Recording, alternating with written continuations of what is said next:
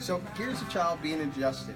Now, most people think children are adjusted by manipulating the bones in a rotary fashion or in a twisting and turning fashion. That's not the case in babies. What we do is we contact the muscle fibers and we feel and see which ones are displaced or kind of misaligned in the muscle structure, and that gives you an indication on what's going on with the bone.